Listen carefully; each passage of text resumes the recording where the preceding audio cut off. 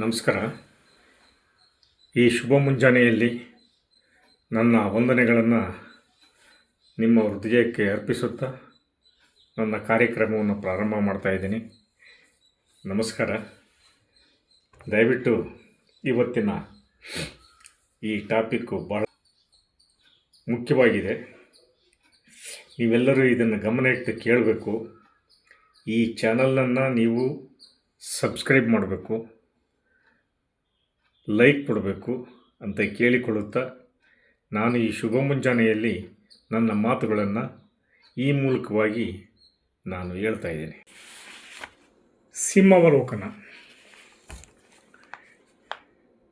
ನಾವು ನಡೆದು ಬಂದ ದಾರಿಯನ್ನು ಒಮ್ಮೆ ತಿರುಗಿ ನೋಡಬೇಕಾಗುತ್ತೆ. ನಮ್ಮೆಲ್ಲ ಕೆಲಸಗಳು ಪರಿಪೂರ್ಣ ಆಗೋದಕ್ಕೆ ಸಾಧ್ಯ.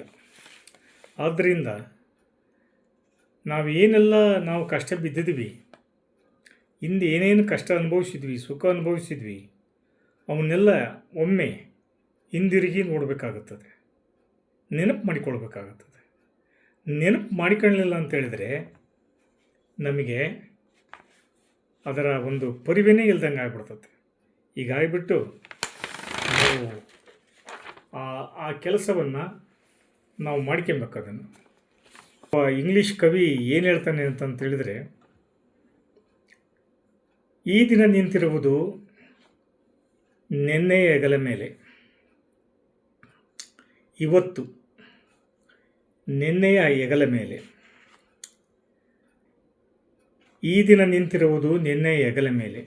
Today stands on the shoulders of yesterday ಎಂಬ ಗಾದೆ ಇದೆ. ಅದರಂತೆ ನಿನ್ನೆಯನ್ನು ಮರೆತರೆ ನಾಳೆ ಕಲ್ಪನೆಯೂ ಕೂಡ ನಮಗಿರೋದಿಲ್ಲ. ಇಂದಿನ ಭಾವನೆ ಸಕ್ಸಸ್ ಆಗುವುದಿಲ್ಲ, ಬೆಳೆಯುವುದಿಲ್ಲ, ಬೆಳಗುವುದೂ ಇಲ್ಲ. ಅದಕ್ಕೋಸ್ಕರವಾಗಿ ಇತಿಹಾಸನೂ ಸಹ ನೆನಪಿರಬೇಕು. ಇತಿಹಾಸನೂ ಮರಿಬಾರದು, ನೆನ್ನೆಯ ದಿನವನ್ನೂ ಮರಿಬಾರದು. ನಮಗೆ ಭವಿಷ್ಯಕ್ಕೆ ಮಾರ್ಗನೇ ಇಲ್ದಂಗೆ ಆಗಿಬಿಡ್ತದೆ. ಹೀಗಾಗಿ ಒಂದು ಸಾರಿ ನಮ್ಮ ಜೀವನದಲ್ಲಿ ನಾವು ಯಶಸ್ಸನ್ನು ಕಂಡಾಗ, ಸುಖ ಬಂದಾಗ, ಶ್ರೀಮಂತರಾದಾಗ ಸಿಂಹಾವಲೋಕನ ಮಾಡಬೇಕು. ಹಿಂದಕ್ಕೆ ತಿರುಗಿ ನೋಡಬೇಕು ಒಂದು ಸಾರಿ. ಆವಾಗ ನಮಗೆ ಒಂದು ಮುಂದಿನ ದಾರಿ ಸುಗಮವಾಗುತ್ತದೆ. ಅದಕ್ಕಿಂತ ಮುಂಚಿತವಾಗಿ ನಾನು ನಮ್ಮ ಹಿರಿಯರು ಒಂದು ಮಾತು ಹೇಳಿದರೆ, ನಾನು ಯಾವುದೋ ಪುಸ್ತಕದಲ್ಲಿ ಓದಿದ ನೆನಪು. ನಾವು ಯಾರಿಗಾದರೂ ಉಪಕಾರ ಮಾಡಿದರೆ ಅವರಿಂದ ಪ್ರತಿ ಉಪಕಾರವನ್ನು ಪಡೆಯಬಾರದು, ನಿರೀಕ್ಷಿಸಲೂಬಾರದು. ಅದು ಪಡೆದರೆ ಅದು ಉಪಕಾರ ಅನಿಸ್ಕೊಳ್ಳೋದಿಲ್ಲ. ಯಾಕೆಂತಂತ ಹೇಳಿದ್ರೆ, ಕೆಲವರು ಕೊಡ್ತಾರೆ, ನನ್ನಿಂದ ಏನಾದರೂ ಕೆಲಸ ಆಗ್ಬಹುದೇನೋ, ಆಗಬೇಕಾಗಿತ್ತು ಅನ್ನುವ ಇದ್ದರೆ ಮೊದಲು ಅವರು ಉಪಕಾರ ಮಾಡ್ತಾರೆ. ಅವರು ಮೊದಲು ನಮಗೆ ಸಹಾಯ ಮಾಡ್ತಾರೆ. ಯಾಕೆಂದರೆ ಆ ಸಹಾಯವನ್ನು ಪಡೆಯೋದಕ್ಕೋಸ್ಕರವಾಗಿ ಕೊಟ್ಟಂಗೆ ಮಾಡಿ ಇಸ್ಕೊಳ್ಳೋದು. ಆಮೇಲೆ ಅದು ಉಪಕಾರ ಅನಿಸಲ್ಲ. ಆ ರೀತಿ ಮಾಡಲೂಬಾರ್ದು. ಈಗ ಪ್ರಕೃತಿಯಲ್ಲಿ ನಾವು ಗಿಡ ಮರಗಳು, ಪಶು ಪಕ್ಷಿಗಳು, ನದಿ, ಗಿರಿ, ಬೆಟ್ಟಗಳು, ಮನುಷ್ಯನಿಗೆ ಈ ಭೂಮಿ ಸಹಾಯ ಮಾಡುತ್ತದೆ. ಅದು ಯಾವಾಗಲಾದರೂ ನಮ್ಮಿಂದ ನಿರೀಕ್ಷಣೆ ಮಾಡುತ್ತಾ, ಕೇಳ್ತತ್ತ. ಗಿಡ ಮರಗಳು ನೆರಳನ್ನು ಕೊಡ್ತವೆ, ಎಷ್ಟೋ ಪಕ್ಷಿಗಳಿಗೆ ಆಶ್ರಯ ತಾಣ ನೀಡ್ತವೆ. ಹಣ್ಣು, ಕಾಯಿ, ಫಲ ಎಲ್ಲವನ್ನೂ ಕೊಡ್ತವೆ. ಅವು ಯಾವತ್ತಾದರೂ ನಿರೀಕ್ಷಣೆ ಮಾಡ್ತವ ಈ ಮನುಷ್ಯರಿಂದ? ನೀವು ಅದನ್ನು ಕೊಡ್ರಿ, ನೀವು ಇದನ್ನು ಕೊಡ್ರಿ ಅಂತಂತೇಳಿ ಮನುಷ್ಯರಷ್ಟೇ ನಿರೀಕ್ಷಣೆ ಮಾಡೋದು. ಯಾವ ಪಶು ಪಕ್ಷಿಗಳಾಗಲಿ, ಮರ ಗಿಡಗಳಾಗಲಿ, ಪ್ರಕೃತಿಯಾಗಲಿ, ಮನುಷ್ಯರಿಂದ ಏನೂ ಕೇಳುವುದಿಲ್ಲ. ಹೀಗಾಗಿಬಿಟ್ಟು ಹರಿಯುವ ನೀರಾಗಲಿ, ಬೀಸುವ ಗಾಳಿ ಆಗಲಿ, ಸುರಿಯುವ ಮಳೆ ಆಗಲಿ ಅವು ಕೊಡ್ತವೆ ವಿನಃ ಯಾವುದೇ ರೀತಿಯಿಂದ ಪ್ರತಿಫಲ ಬಯಸೋದಿಲ್ಲ. ಹಾಗೆ ಬಯಸಲು ಮನುಷ್ಯರು ಸಹ ಬಯಸಬಾರ್ದದು. ಈಗ ಗಿಡ ಮರಗಳು ಮನುಷ್ಯನಿಗೆ ನೆರಳು, ಹಣ್ಣು, ಕಾಯಿ, ಆಶ್ರಯ ಕೊಡ್ತವೆ. ಯಾರಿಂದಲೂ ಏನನ್ನೂ ಅವರು ಆಶಿಸುವುದಿಲ್ಲ. ಹೂಗಳು ದೇವರಿಗೆ ನೈವೇದ್ಯ ಕೊಡ್ತತೆ, ಪರಿಮಳ ಕೊಡ್ತವೆ, ಪೂಜೆಗೆ ಭಾಜನರಾಗ್ತವೆ. ಅವು ಈಗ ಒಂದೊಂದು ವಸ್ತುಗಳು ಒಂದೊಂದು ಕೊಡುಗೆಯನ್ನು ಕೊಡ್ತಾ ಇರ್ತವೆ. ಅವು ಯಾವತ್ತೂ ನಮ್ಮನ್ನು ಕೇಳೋದಿಲ್ಲ. ಹಾಗೆಯೇ ಮನುಷ್ಯರು ಸಹ ನಿರೀಕ್ಷಣೆ ಮಾಡಬಾರ್ದು. ಒಂದು ಸರಿ ಉಪಕಾರ ಮಾಡಿದಾಗ, ದಾನ ಮಾಡಿದಾಗ ಅವರಿಂದ ನಾವು ಏನೂ ನಿರೀಕ್ಷಣೆ ಮಾಡಬಾರ್ದು. ಅದು ದಾನ ಅನಿಸಲ್ಲ, ಉಪಕಾರವೂ ಅನಿಸಲ್ಲ. ಇಷ್ಟು ಹೇಳುತ್ತಾ ನಾನು ಮುಂದಿನ ಭಾಗದಲ್ಲಿ ನಡೆದು ಬಂದ ಹಾದಿಯನ್ನೊಮ್ಮೆ ಅವಲೋಕನ ಮಾಡಲಿ ಅಂತಂತೇಳಿ ಹೇಳುತ್ತಾ, ಈ ಮುನ್ನುಗ್ಗಿ ಹೋಗುವ ಬರದಲ್ಲಿ ಒಮ್ಮೊಮ್ಮೆ ನಡೆದು ಬಂದ ದಾರಿಯನ್ನು ನಾವು ಮರೆತು ಬಿಡ್ತೀವಿ. ಶ್ರೀಮಂತಿಕೆ ಬಂದಾಗ ದಾರಿಯನ್ನು ಮರೆತು ಬಿಡ್ತೀವಿ. ಅದನ್ನು ನಾವು ಮರ್ತೇ ಹೋಗ್ಬಿಡ್ತೀವಿ. ಅದನ್ನು ಮರಿಬಾರ್ದು. ಇಲ್ಲ ಅದನ್ನು ಮರೆತು ಬಿಟ್ಟರೆ ಏನಾಗುತ್ತೆ ಅಂದರೆ ನಮಗೆ ಆ ಮದ, ಆ ಯಶಸ್ಸಿನ ಮದ, ಹಣದ ಮದ, ಶ್ರೀಮಂತಿಕೆ ಮದ ನೆತ್ತಿಗೇರಿ ನಾವು ಪಶುಗಳಾಗಿಬಿಡ್ತೀವಿ. ಏನು ನಮ್ಮಲ್ಲಿ ಉಳಿಯೋದಿಲ್ಲ ಅದು.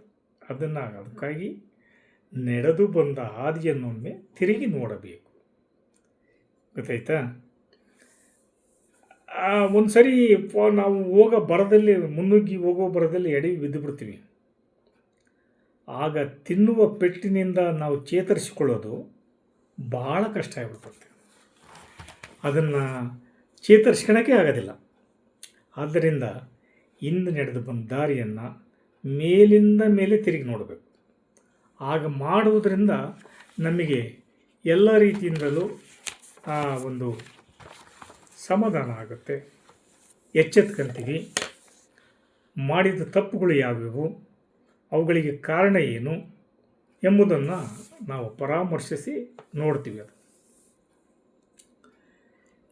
ತಪ್ಪುಗಳು ಮಾಡದಂತೆ ಎಚ್ಚರಿಕೆಯನ್ನು ವಹಿಸಿ ದೂರದೃಷ್ಟಿಯಿಂದ ನಮ್ಮ ಹಾದಿಯಲ್ಲಿ ಬರುವಂಥ ಸಮಸ್ಯೆಗಳನ್ನು ಮೊದಲೇ ಊಹಿಸಿ ಅವನ್ನು ಪರಿಹಾರ ಕಂಡುಕೊಳ್ಬೋದು.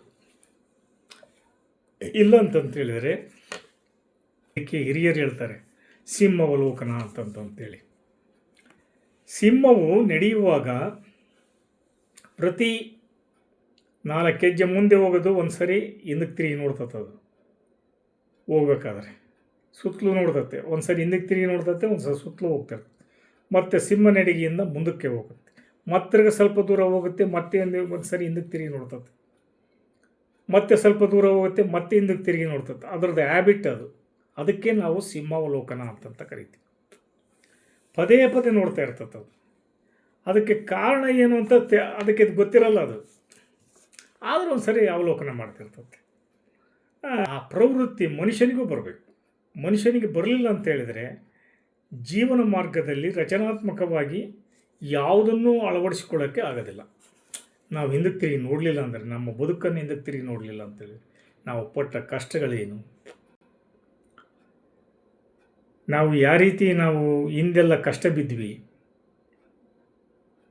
ಅನ್ನುವುದನ್ನು ನಾವು ಸಿಂಹಾವಲೋಕನ ಮಾಡಿಕೊಂಡು ಮುಂದಕ್ಕೆ ಹೋಗಬೇಕಾಗುತ್ತದೆ. ಈ ವಿಮರ್ಶೆ ಮಾಡ್ಕೊಬೇಕು. ನಾವು ಯಾವುದೇ ನಾವು ಕಾರ್ಯವನ್ನು ಮಾಡಬೇಕಾದ್ರೆ ಆತ್ಮವಿಮರ್ಶೆ ಮಾಡ್ಕೊಬೇಕು. ಆತ್ಮವಿಮರ್ಶೆ ಇಲ್ಲ ಅಂತ ಹೇಳಿದ್ರೆ ಅದು ಯಾವುದೇ ಗುರಿ ನಮ್ಗೆ ತಲುಪಕ್ಕಾಗೋದಿಲ್ಲ. ಒಂದೊಂದು ಸರಿ ಹೀಗಾಗಿಬಿಟ್ಟು ಸಿಂಹಾವಲೋಕನ ಕನ್ನಡಿಯಲ್ಲಿ ನೋಡಿಕೊಂಡು ಬಾಹ್ಯ ಸೌಂದರ್ಯವನ್ನು ನಾವು ಅಷ್ಟೇ ನೋಡ್ಕೊಂಡು ಕಾಳಜಿ ವಹಿಸುವಂತೆ ಆತ್ಮವಿಮರ್ಶೆಯಿಂದ ನಮ್ಮ ಮನಸ್ಸಿನ ಸೌಂದರ್ಯವನ್ನು ನಾವು ನೋಡ್ಕೋಬೇಕಾಗುತ್ತೆ. ಕನ್ನಡಿಗೆ ಒಂದು ಸರಿ ನೋಡ್ಕೊತೀವಿ, ನಾನು ಚೆನ್ನಾಗಿದ್ದೀನಿ ಅಂತೇಳಿ. ಹಾಗೆ ಆತ್ಮವಿಮರ್ಶೆಯನ್ನು ನಮ್ಮ ಹೃದಯವನ್ನು ತಟ್ಟಿ ನೋಡಬೇಕು. ನಾವು ಹೇಗಿದ್ದೀವಿ ಆವಾಗ ಮಾತ್ರ ಸಾಧ್ಯ ಆಗುತ್ತೆ. ನಾನು ಯಾರ್ಯಾರಿಗೆ ನಿಂದಿಸಿದ್ದೀನಿ, ಅದು ತಪ್ಪಲ್ವಾ? ಅವ್ರಿಗೆ ಇನ್ನೊಂದು ಸರಿ ಕರೆದು ಸಮಾಧಾನ ಮಾಡಬೇಕು, ಅವ್ರನ್ನ ಮನಸ್ಸನ್ನ ತೃಪ್ತಿಗಿಡಬೇಕು, ಏನನ್ನ ತಪ್ಪು ಮಾಡಿದರೆ ಸಾರಿ ಅಂತ ಕೇಳಬೇಕು. ಈ ರೀತಿ ಮಾಡ್ಕೊಂಡು ಹೋಗ್ಬೇಕಾಗತ್ತೆ. ನಾವು ಒಳ್ಳೆಯ ಮನುಷ್ಯನಾಗಿ ಒಳ್ಳೆಯ ವ್ಯಕ್ತಿತ್ವವನ್ನು ಬೆಳೆಸ್ಕೊಳ್ಬೇಕಾದ್ರೆ ನಾವು ಎಂಥ ಗುಣಗಳನ್ನು ಅಳವಡಿಸ್ಕೊಳ್ಬೇಕು, ಇತರರೊಂದಿಗೆ ಯಾವ ರೀತಿ ವರ್ತನೆ ಮಾಡಬೇಕು, ಇದೇ ಆತ್ಮವಿಮರ್ಶೆ ಅನ್ನೋದು. ಇದಕ್ಕೆ ನಾವು ನಮ್ಮ ವ್ಯಕ್ತಿತ್ವವನ್ನು ತಿದ್ದಿಕೊಳ್ಳೋದು ಅಂತಂತ ಹೇಳೋದು. ನಮ್ಮ ವ್ಯಕ್ತಿತ್ವ ಉತ್ತಮ ಶಿಲ್ಪಿಯಾಗಿ ಮಾರ್ಪಾಡಾಗಬೇಕು. ಅಂಥ ಪ್ರಾಮಾಣಿಕವಾದ ಆತ್ಮವಿಮರ್ಶೆಯನ್ನು ಮಾಡಿಕೊಂಡ್ರೆ ನಾವು ಎಲ್ಲರೊಂದಿಗೆ ಸಂತೋಷದಿಂದ ಸಂಭ್ರಮದಿಂದ ಬದುಕ್ಬೋದು ಸಮಾಜದಲ್ಲಿ. ಇಲ್ಲಾಂದರೆ ಭಾಳ ಕಷ್ಟ ಆಗುತ್ತೆ. ಒಮ್ಮೆಲೇ ಆಕಾಶಕ್ಕೆ ನಕ್ಷತ್ರಕ್ಕೆ ಕೈ ಹಾಕಿಬಿಟ್ಟು ಹುಚ್ಚು ಸಾಹಸ ಮಾಡಬಾರ್ದು. ನಾವು ನಿರುತ್ಸಾಹಿಗಳಾಗದೆ ಚೈತನ್ಯದಿಂದ ಹಂತ ಹಂತವಾಗಿ ಕ್ರಮಬದ್ಧ ಕಾರ್ಯಯೋಜನೆಗಳನ್ನು ಮಾಡುತ್ತಾ ಪ್ರಗತಿಯ ಒಂದೊಂದೇ ಮೆಟ್ಟಿಲುಗಳನ್ನು ಏರುತ್ತಾ ಹೋಗಬೇಕು. ಯಾವುದೇ ಕಾರ್ಯದಲ್ಲಿ ಪ್ರಥಮ ಹಂತದಲ್ಲಿ ಸಫಲತೆ ಕಾಣುವುದು ಭಾಳ ಕಷ್ಟ. ಅನೇಕ ಕಷ್ಟಗಳು ಅಡೆತಡೆಗಳು ಬರ್ತವೆ. ಅವನ್ನೆಲ್ಲ ಎದುರಿಸಿ ನಿಲ್ಲಬೇಕು. ಅಲ್ಲದೆ ವಿಫಲರಾದರೆ ಆತ್ಮವಿಶ್ವಾಸ ಕುಗ್ಗಿ ಶಾಶ್ವತವಾಗಿ ನಿರಾಶಾವಾದಿಗಳಾಗುವ ಒಂದು ಅಪಾಯ ನಮ್ಮನ್ನು ಕಾಡಿಬಿಡ್ತದೆ. ಏಕ್ದಮ್ ಆಕಾಶಕ್ಕೆ ಏಣಿ ಹಾಕಿ ನಕ್ಷತ್ರ ಕೈ ಹಾಕಿಬಿಟ್ರೆ ನಾವು ಭಾಳ ನಿರಾಶಾವಾದಿಗಳಾಗಿಬಿಡ್ತೀವಿ. ಹೀಗಾಗಿಬಿಟ್ಟು ಹಂತ ಹಂತವಾಗಿ ಯಶಸ್ಸನ್ನು ಕಾಣ್ತಾ ಮುಂದಕ್ಕೆ ಹೋಗ್ಬೇಕು. ನಾವು ಈ ಪ್ರೇರಕ ಶಕ್ತಿಯಾಗಿ ಎಲ್ಲ ಪ್ರಯತ್ನದಲ್ಲೂ ಯಶಸ್ಸಿನ ಸರಣಿ. ಈಗ ಯಾವ ಕೆಲಸ ಮಾಡಬೇಕು ಮಾಡಬೇಡವೆ ಸಂದೇಹಗಳು ಬೇಡ. ಇದನ್ನು ಮಾಡಬೇಕು ಇದನ್ನು ಬಿಡಬೇಕು ಅಂತಂತೇಳಿ ಆ ಕೆಲಸಗಳನ್ನು ಕೈಗೆತ್ತಿಕೊಳ್ಳುವಾಗ ವಿಳಂಬ ಬೇಡವೇ ಬೇಡ. ಮಾಡಬೇಕಾದ ಕೆಲಸವನ್ನು 1 ಗಂಟೆಯಲ್ಲಿ ಮಾಡಿದರಾಯಿತು. ಆಮೇಲೆ ಇಂದು ಮಾಡಬೇಕಾದ ಕೆಲಸ ನಾಳೆ ಮಾಡಿದರಾಯಿತು ಎಂಬ ಆಲಸ್ಯ ಬೇಡವೇ ಬೇಡ. ನಾಳಿನ ಕೆಲಸವನ್ನು ಸಹ ಇವತ್ತೇ ಮಾಡಬೇಕು, ಈಗಿನ ಕೆಲಸವನ್ನು ಇನ್ನೊಂದು ಗಂಟೆಯಲ್ಲೇ ಮಾಡಬೇಕು. ಆ ಛಲ ನಮ್ಮಲ್ಲಿ ಬರಬೇಕು. ಆಗ ಮಾತ್ರ ನಾವು ಯಶಸ್ಸು ನಮಗೆ ಕಟ್ಟಿಟ್ಟ ಬುತ್ತಿ.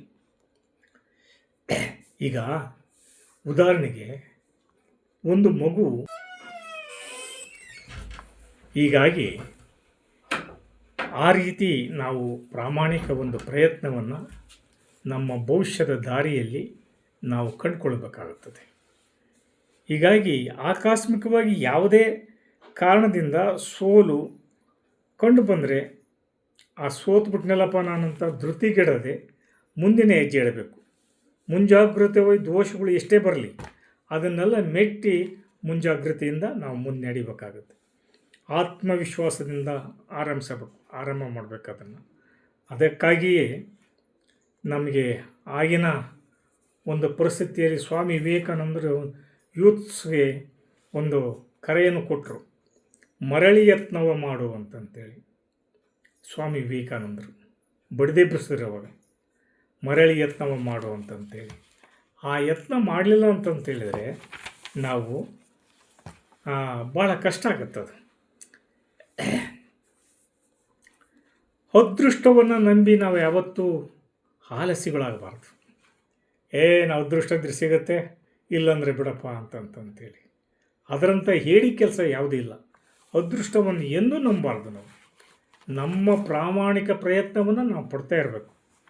ಜೀವನದಲ್ಲಿ ವಿಫಲರಾಗಿದ್ದರಲ್ಲದೆ ಹೊರತು ಪ್ರಯತ್ನಗಳೆಲ್ಲ ವಿಧಿ ಮತ್ತು ಹಣೆ ಬರಹ ನಂಬಿ ಕಷ್ಟ ಕಾರ್ಪಣ್ಯಗಳಿಂದ ಹೊರಬಂದ ಮನುಷ್ಯನೇ ಎಂಥ ಕಠಿಣ ದಹನೀಯ ಗಂಭೀರ ಪರಿಸ್ಥಿತಿಯಲ್ಲಿ ಸಿಲುಕೊಂಡಿದ್ದರೂ ಸ್ವಪ್ರಯತ್ನದಿಂದ ಧೈರ್ಯದಿಂದ ಮುನ್ನುಗ್ಗಿದವರೇ ಜಯಶಾಲಿಗಳಾಗುತ್ತಾರೆ, ಸುಖಿಗಳಾಗಿದ್ದಾರೆ.